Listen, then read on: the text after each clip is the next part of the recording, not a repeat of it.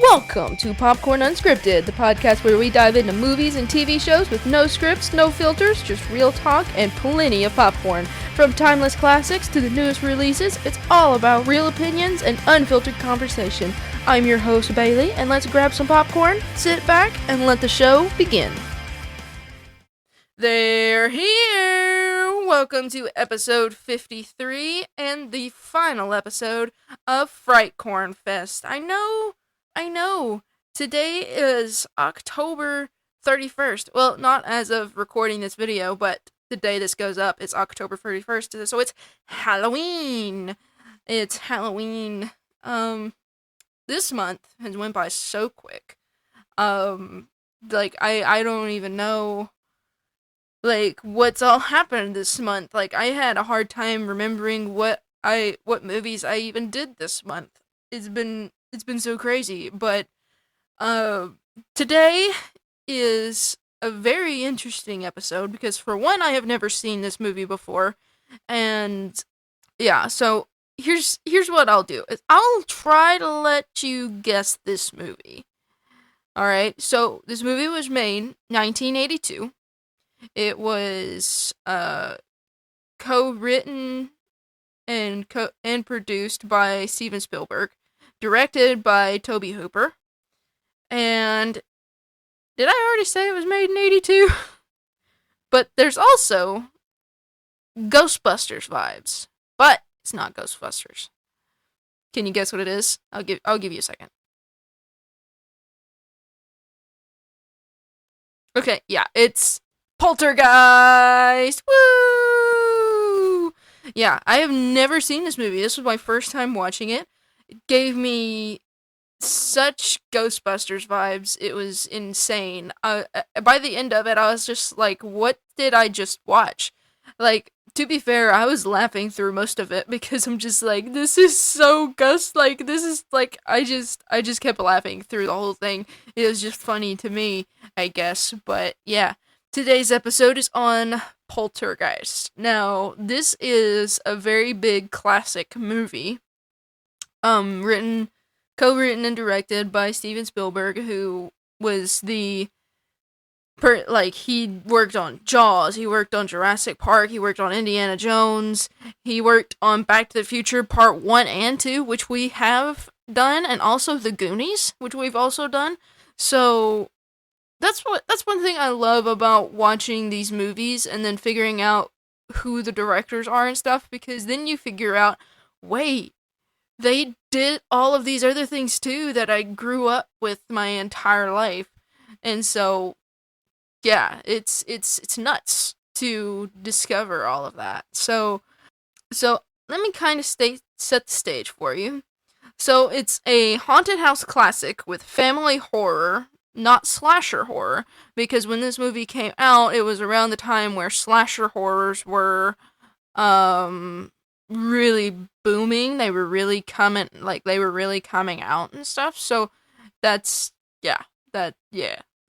So but yeah, for it being the way they went about it too, it was like, by the end of it, I'm like, can you really say that this is a poltergeist entities that's doing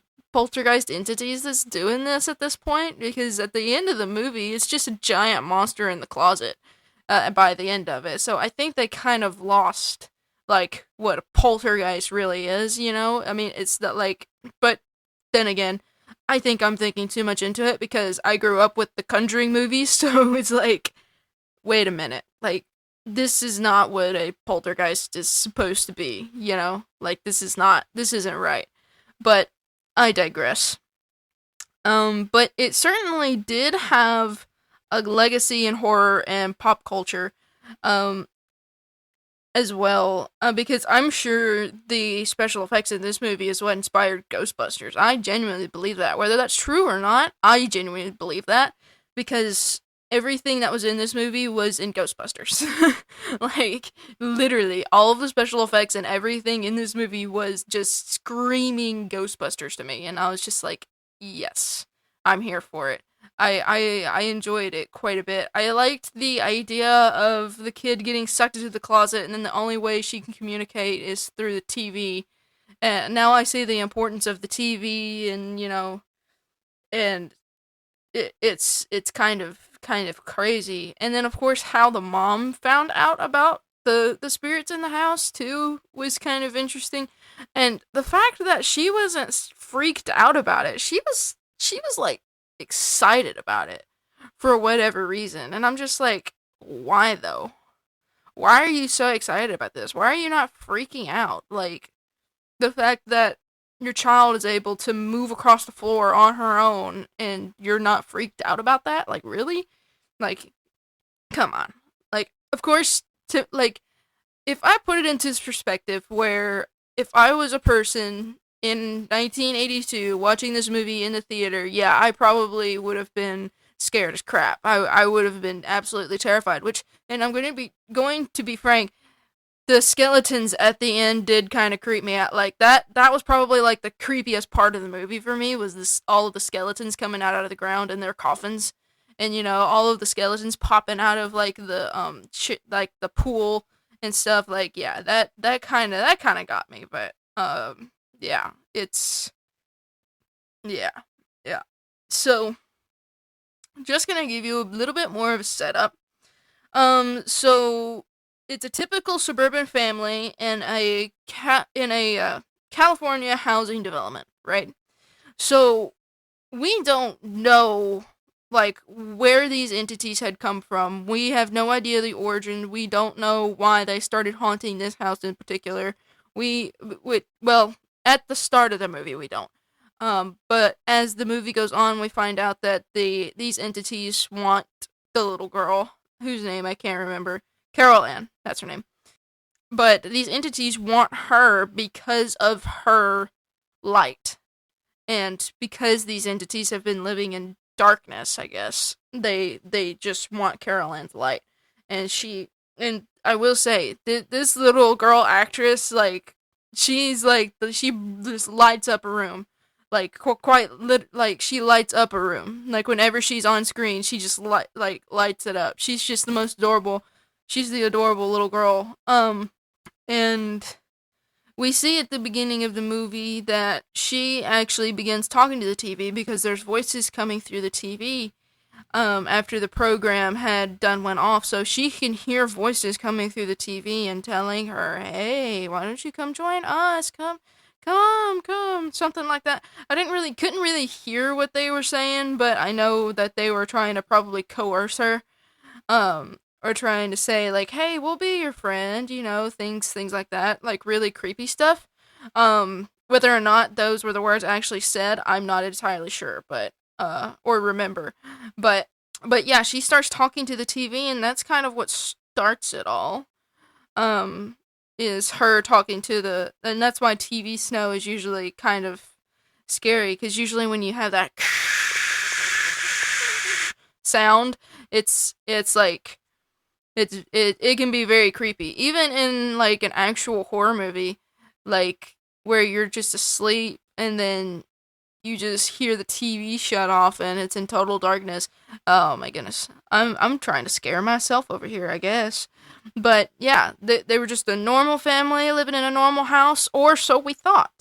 And then you have the next that happens is the unexplained events turn into full-blown paranormal horror. And so it's just like, at first it's like moving stuff around in the kitchen and and all that kind of stuff. The little boy was scared of the tree that was outside of his bedroom, and he was also scared of the clown, which I didn't ever really understand what it was with the clown. At first, I didn't really understand that until the end of the movie, when the clown actually went after the little boy.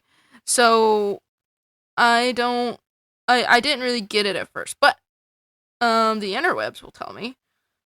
Okay, so the clown doll's significance in Poltergeist is that it serves as a physical manifestation of the family's deepest fears and a tool for the evil spirits to torment them, particularly young Robbie.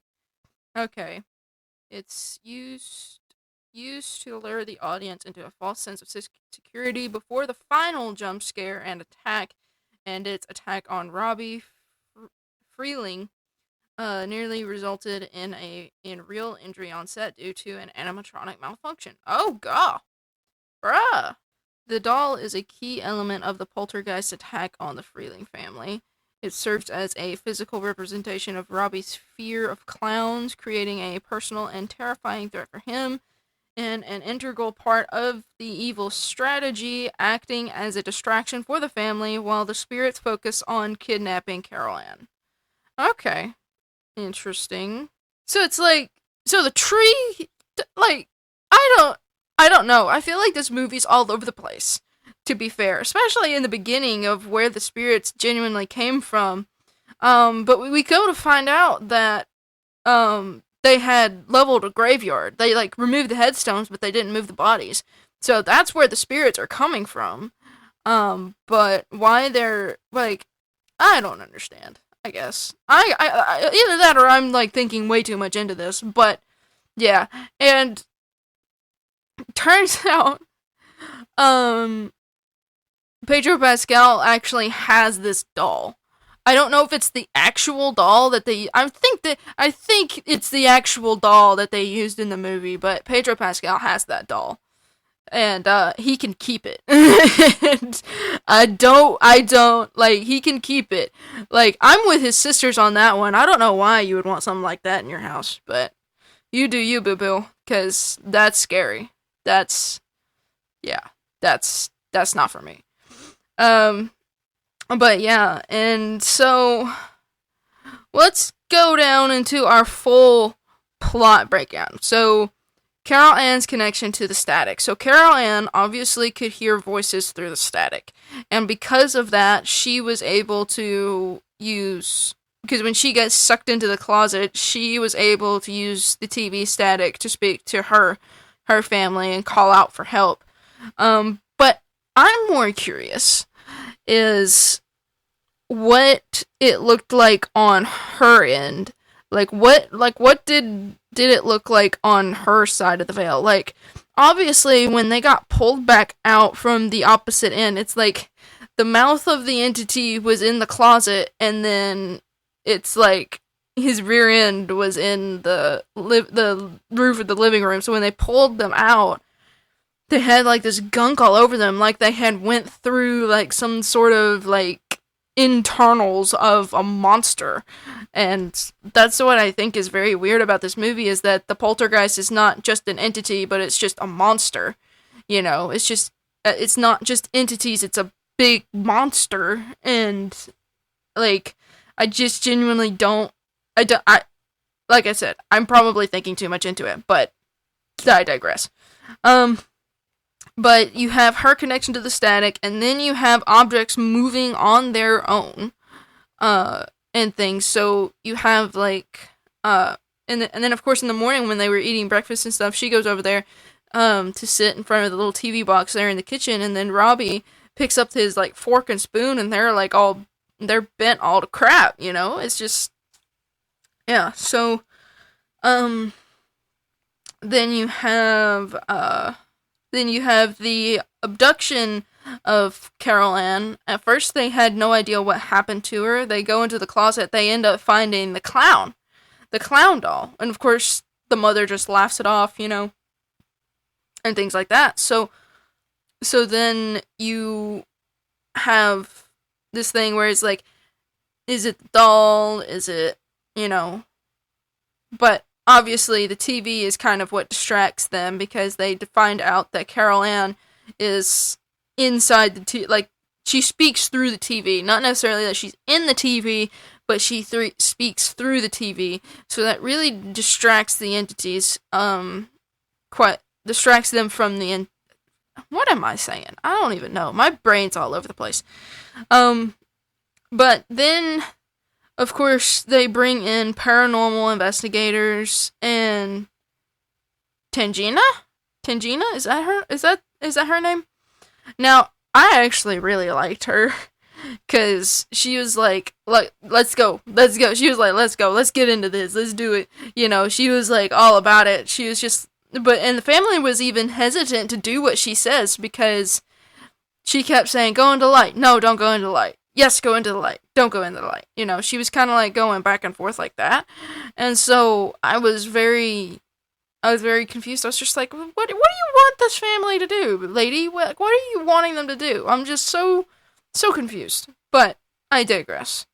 And then, of course, and then it comes to find out that the closet ends up being a whole portal where that Carol Ann had went through. And of course the mother ends up going into the portal to kind of fish her out. And you kind of had that little bit of a scare where the mother and the daughter kind of got stuck because the dad was like, how do you know if she's got her? But of course that's when the monster tried to bite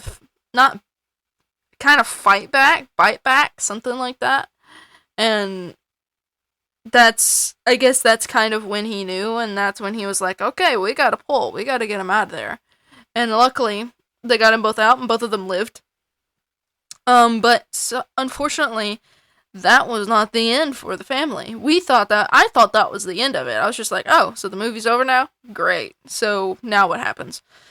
So then we get into the very final confrontation of the movie. Robbie ends up getting strangled by the clown doll. He tears up the clown doll, and the monster starts to come back out of the closet. The mother was in the bath at the time, and she was in her bedroom, and then of course, I thought the special effect for that was actually pretty cool because I think the way they did it to where they had to move the set or something. But they kept the camera still. They moved the set, but the camera was still, and she was like walking. She was up on the roof and stuff. Like she'd been dragged and thrown around like a rag doll. Is what was really happening. So you have that happening, and then she tries to go out to go see how she can get her kids out of the house. That's when she falls into the pool, and that's where all the Skelly Man starts to come out of the pool, out of the ground. Starts to show up. All of the Skelly Mans come out, and that was probably like the creepiest part of the movie for me was when all the skeletons and stuff started coming out. Everything else reminded me of Ghostbusters, except for that. That was the only thing that really kind of creeped me out was the skeletons coming out from the ground and showing themselves. So you have her like frantically trying to get back in the house. Ultimately, she ends up getting back into the house. And the kids are trying to be sucked into this, like, mouth of a closet, trying to be sucked in there. And luckily, the mother was able to get the kids out of the room and out of the house. But of course, the entities were just like, no, don't leave.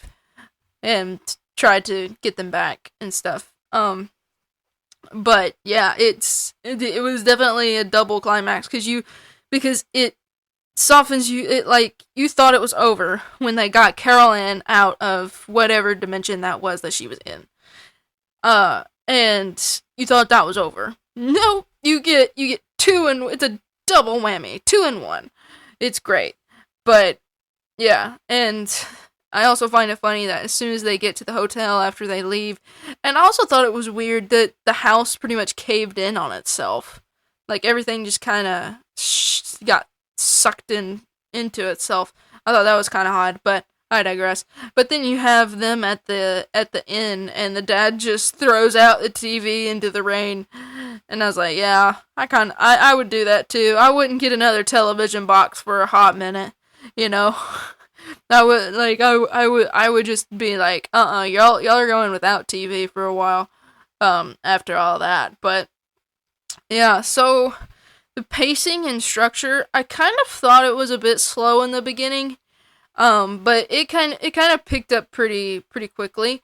As for the structure of it, again, I feel like this movie was kind of all over the place, but I enjoyed it though. Again, it gave me Ghostbusters vibes, so I think that's why I enjoyed it quite a bit. So, Yeah, it was really, really good. Um, yeah, the double climax really caught me off guard. The skeletons caught me off guard. All that kind of stuff kind of caught me off guard. But other than that, I mean, I probably wouldn't watch it again. But if you want to get into like classic horror movies and stuff, like this one's a definite watch because this one definitely was, like it it was different. I would say like if I was like living in the 80s and stuff and I'd been watching all these slasher movies, like yeah, Poltergeist brought something different to the table and it was very good. Very, very good. But then again, when did the original Exorcist come out? That's actually a really good question. It came out okay, so the original Exorcist came out in 73. So that came out way before this, but yeah, yeah, 70s and 80s are like really big years for horror films, by far. By far. The biggest decades for horror. So this isn't a cabin in the woods. It's a family home under siege. So you have the Freelings feel real. Like they do. Like they genuinely feel like a family. Like I loved the dynamics between the husband and wife there at one point. Like, you know, they like that's what I mean, like that was a good relationship dynamic there. And then you had both of them with both of the kids, you know, it genuinely felt like a real family. And it's loving, funny, and believable. Like, yeah, it was very, very believable. And then of course you had this emotional turmoil and horror, and that's the fear of losing your child, and that's what happened when they lost Carol Ann. Which of course they were also worried about Robbie as well, but as they were going out to get Robbie, you know, Carol Ann was sucked into the closet and nobody could hear her, except for the eldest daughter. The eldest daughter was like, oh, I left Carol Ann inside. Carol Ann's inside. And, you know, and then that's what drew their attention to being like, oh no, where's Carol Ann? And she's already gone. She's already gone. She got sucked into the closet. But yeah, you just have all of that fear. And the mother's fear was absolute. I felt that it was real. Yeah, it felt real. Like it was really, really well written, really, really well acted. The fear of her losing Carol Ann and her discovering that her child is able to speak through the TV, and that was the only way she'd be able to speak to them is through the TV was really heartfelt in a way, I guess. I don't know. And then you have the power of grounding supernatural horror in suburban reality. Because as we mentioned, I'm just going to talk about this a little more. I think it was scummy of this guy to level a graveyard, not moving the bodies, just getting rid of the headstones and then building a suburban neighborhood on the top of that.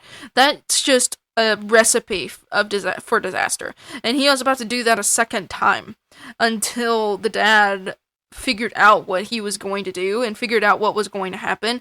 And it was at that point where he was, that he realized, oh, so that's why I'm in a house of horror right now, because you decided to level a graveyard, not move the bodies, so the bodies are disturbed, and so now they're trying to get quote-unquote revenge in a way, and, you know, that's just how that works.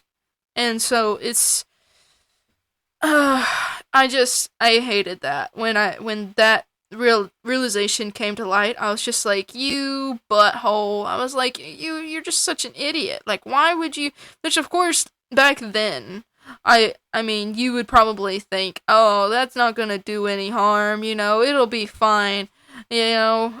No, it was not fine. Have you are you not superstitious, like, at all? Like, that's what that's what have been going through my head. I was just like, are you really not superstitious? Are you really going to build a suburban neighborhood on the top of the dead? You know? I was just like, mm. And then you have the role of the parents, especially Diane, that's the mother, and fighting back. Like, she was bound determined to get her baby back. She was not going to leave that house. She was not gonna back down, and I actually admire her for that. She did an absolutely amazing job. She was strong, not just, for herself and for her family, but she was strong for her daughter, and that was very, inspiring. To be like, don't give up on the people that you care about, don't give up on the ones you love, you know, especially your own daughter, especially if that was the only way to save Carol Ann. I'm glad that she took that leap of faith. She had faith in that paranormal investigator. She had faith in her, and it proved to be, fruitful, and things like that. So, then you have, we'll get into, like, ghost courses and the real life scares. So you have the lore behind the haunting. It's built on a cemetery, but only moved the headstones, as I have mentioned earlier. I think I've already said my piece about that, because butthole. He's a butthole. That's all I'm gonna say, is that he's just a butthole. And then you have the pool scene and those real skeleton rumors. What? Wait a minute. I didn't read this far in my notes. Hold on. Did they use real skeletons? What? Now I will be extremely creeped out if they use real skeletons. Was real I don't know how to spell skeletons used in Poltergeist. Yes. Oh my gosh, really? No way! No freaking way! Oh. So, yes, the movie Poltergeist used real human skeletons in the famous pool scene. The production crew bought them from a medical supply company because it was cheaper than creating realistic fake ones. The actress JoBeth Williams, who played the mother, was not told the skeletons were real and only found out after the film was released. Oh, God. It doesn't matter if it's cheaper. Like, bro, come on. I would have been totally creeped. Now I understand why that scene creeped me out so much.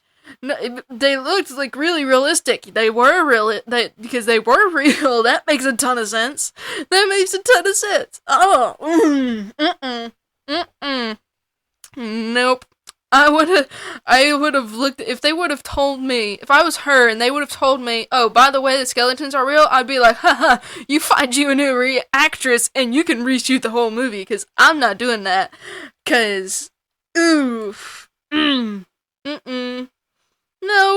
Now I understand why that scene was very, very creepy to me. So, then you have, Heavenly Light versus Malevolent Force, which is very interesting spiritual layers. Because you talk about, the light is talked about a lot in this movie. And then you have, like, the grounded, spiritual, malevolent forces trying to keep her from going to the light. And that's why she was saying to go to the light, because I think there was probably, like, there's no telling what was on the other side of that veil that took Carol Ann. There's no telling what was on the other side of that veil. No telling whatsoever. That's just, like, we just don't know what was going on the other side of that veil. Now, you also have, I would assume that there was also, light beings on that side, which is why she was telling the mother to tell Carol Ann, go to the light, because the light is safe, and it was, but obviously the spirits had a very big hold on her, and really wanted her, because I'm assuming that the malevolent spirits were in total darkness, and Carol Ann was the light that they also craved. And so that's, yeah. And then you have the use of practical effects. This is why it felt a lot like Ghostbusters, especially for the closet vortex and, you know, the furniture stuff. And then you had the face peeling scene with one of the guys in the paranormal investigator part of it, where his face completely peeled off and he was like absolutely horrified. I was just like, you can tell now that it's fake. You probably could back then too that it was fake, but nowadays I was just like, yeah, that's a fake face and very, very fake. That's just very fake. But yeah, so Spielberg and Hooper. So Tobe Hooper is the credited director, but Spielberg had a hand in Spielberg's hand is all over this, obviously. Like, especially if you like look at other movies that he had a hand in during this same like time frame in the 80s. Because you had Back to the Future in that year, and then later on you had in the 90s you had Jurassic Park. Let's see, what other things did he do offhand? He also did E.T., and also the special effects in the Goonies as well. Like, Spielberg is the man with a plan. I will say that he's the man with a plan, so to speak, and he does it amazingly, especially with the Indiana Jones movies. Does an amazing job. He also did Shrek. I honestly didn't know that he had a hand in Shrek until I looked him up, and then obviously, Men in Black as well. The first Men in Black, he had a hand in as well, which was a very big staple, and is a very big series now. But yeah, like Spielberg, he knows, this guy knows what he's doing when it comes to this stuff. He knew what he was doing, and he did it very, very well. It's so I want to talk about the tone of this movie as well. It's family-friendly horror versus genuine nightmare fuel. Now, again, I'm going to put it into a perspective where if you were watching this in the 80s, would you have wanted your kid to watch this? Because at the forefront, it is family-friendly, but on the back end, it's like, it can genuinely give you nightmares, especially with the skeletons and stuff. Like, that can genuinely give you nightmares. That's nightmare fuel. Like, by far nightmare fuel. And so, if I were to be the one watching it in the 80s, I would probably have nightmares. Like, very, very much so. Like, nowadays, I'm just sitting here laughing at it because it's the same special effects as Ghostbusters, and it just again, I'm going to keep referencing to Ghostbusters, because that's literally what it looked like to me, especially with all of the monsters and the special effects and stuff. Like, yeah, it's Ghostbusters fuel by far.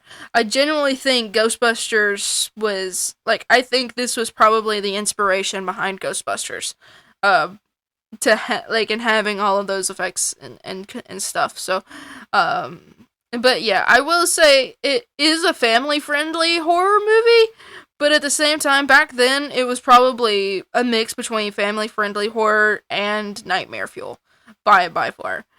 Did the blend of the two make it more effective? I don't really know. I think so. I think it did have more of an effect, and I think that's why it's so well known, because people would go watch this as a family, I'm sure. And because it's so family friendly, you are able to watch this with your kids and not have a worry in the world about it. Because back then you don't have to really worry about anybody cursing or anything like that. I mean, other than like maybe one time where somebody says the S word, the movie's pretty family friendly. And especially nowadays, I don't think kids would be as scared of it.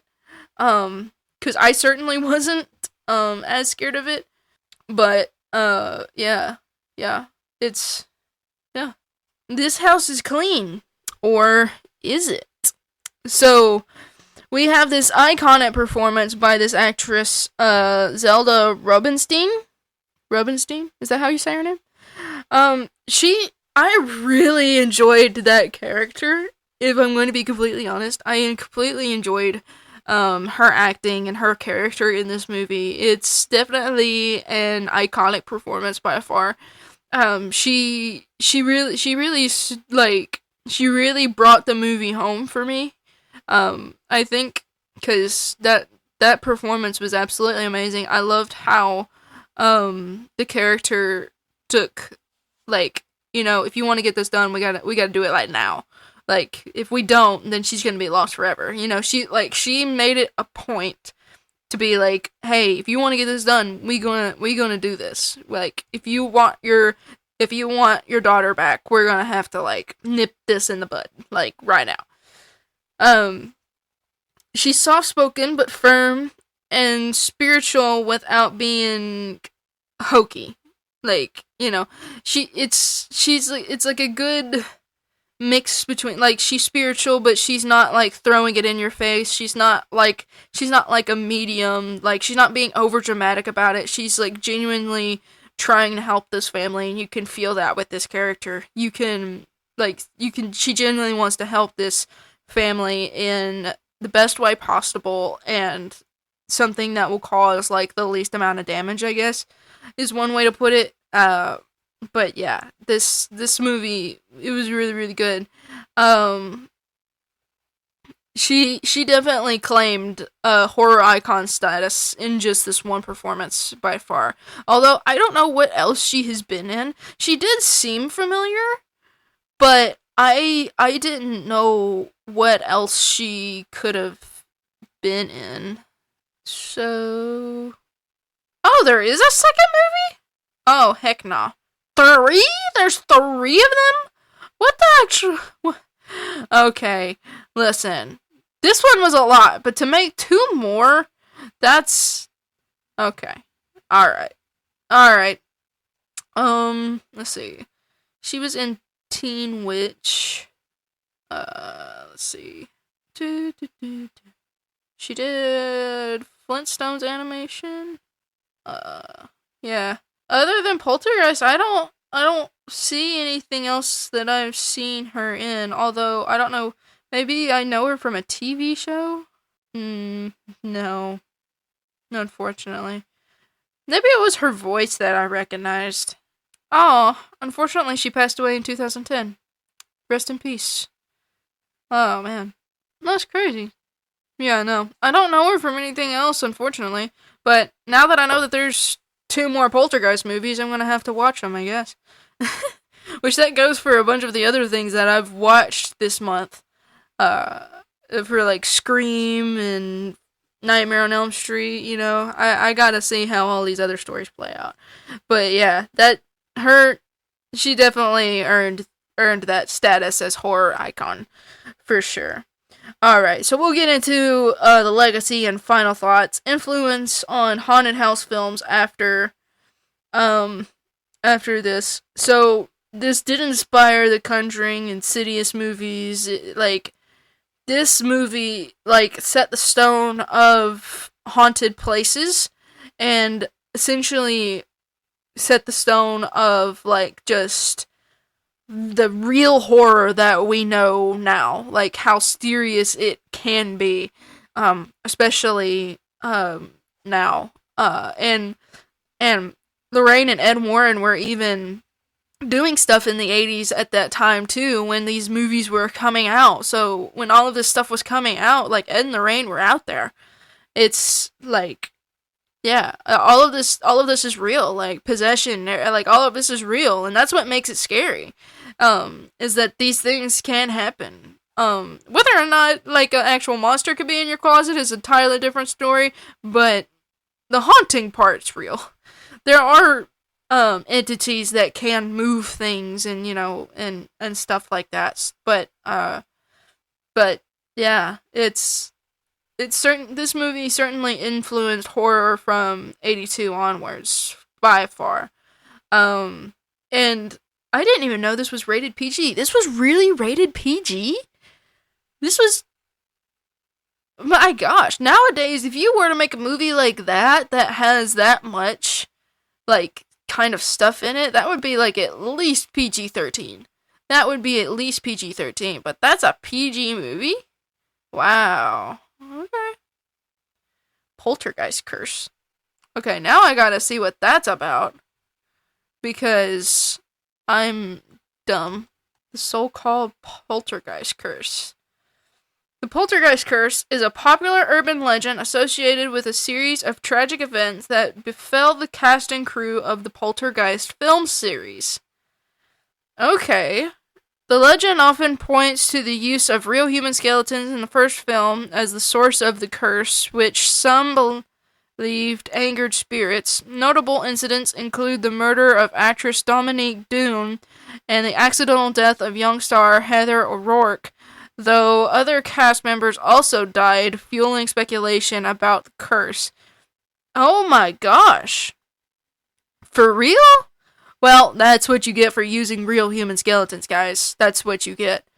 Dominique Dune, the actress who played Dana Freeling, was strangled to death by her ex-boyfriend in November of 1982, just months after the first film was released. Dang! Oh my goodness.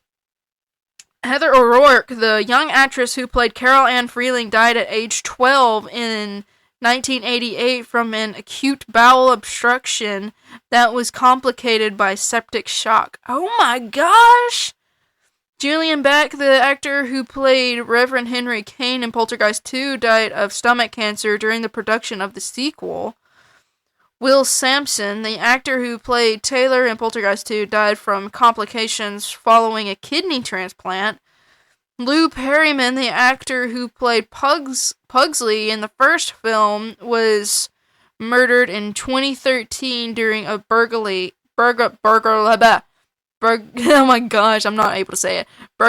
at his home. Holy cow. Yeah, that's what you get for using real human skeletons, guys. Yeah. I could get it. Yep. That would do it. Yep. Okay. Alright, so, now, here are my questions for you, the audience. What scene stuck with you the most? Was it also the skeleton scene, or maybe it was something else? Do you believe in cursed productions, such as this one, apparently? Or would you have stayed in that house as long as they did? Honestly, my answer to that is no. I would have been out of there. Within, like, the first movement of a chair. I would have been like, nope, I'm out. That's a wrap on today's episode of Popcorn Unscripted. Don't forget to rate, review, and subscribe wherever you get your podcast. New episodes drop every Monday and Friday, so be sure to tune in. Until next time, keep your popcorn close and your movie critiques closer. Thanks for listening to Popcorn Unscripted.